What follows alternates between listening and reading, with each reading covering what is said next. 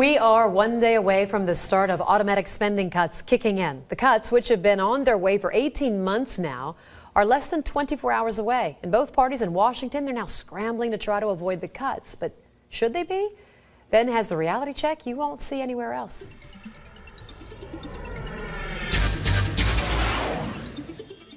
The sequestration, the automatic spending cuts that are set to take place tomorrow. Now, less than 1/10 of what we borrow to pay for the U.S. federal budget would actually be cut. And yet the words being used by lawmakers indicate that the sequester is the end of us all. When this sequester bill was passed into law, it was a time bomb that was booby-trapped. We should not have to move a third bill before the Senate gets off their ass and begins to do something. What is the root of the word sequester? Sequester, one of my colleagues who's a Latin scholar told me, means really to hold hostage. And that's exactly what this does. By the way, the Latin meaning for sequester is not to hold hostage. According to Webster's, the Latin root means to hand over disputed property to a trusted agent. Regardless, some very unhappy folks in Washington. But before you decide not to bother going to work tomorrow because of the impending doom that awaits us all, let's put this into perspective for you. The $85 billion in automatic spending cuts were part of the debt ceiling deal of 2011. Despite all the talk of cutting the budget with a meat cleaver and how these cuts are mindless, they aren't.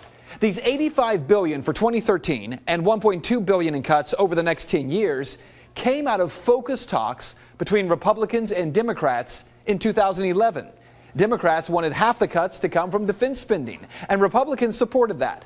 I asked Congressman Paul Ryan about that last year. You're talking about cutting defense spending, though. Isn't that part of the debt ceiling compromise?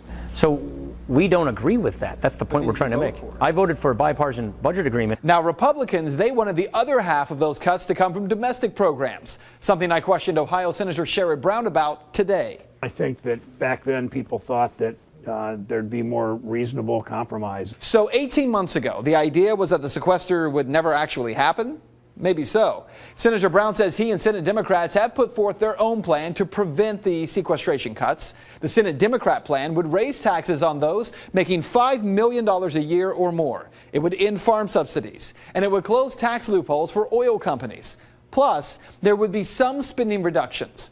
The problem with that plan, though, the nonpartisan Congressional Budget Office, the CBO, says that plan actually increases the deficit by $7.2 billion. So how do Senate Democrats justify that? It shouldn't. We do it in a way that it shouldn't be to increase the deficit. But the focus needs to be on job growth. And we have seen with almost every economist alive say if we let this sequestration go through this way, that it's going to mean because of job layoffs and less money in the economy. So what this means for you is that when lawmakers in Washington wring their hands and ask how could this be allowed to happen, the truth is sequestration is working. It's doing exactly what it was designed to do.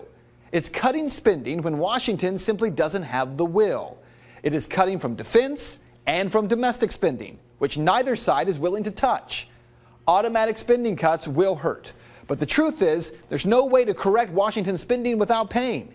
And even though both parties say over and over that we need to control spending, the sequester, it will cut the money where their mouth is. And that is Reality Check. You can find the sources for this story posted on our website, fox19.com. If you'd like to make your voice heard, head over to Ben's Facebook page. You can find it by searching Ben Swan.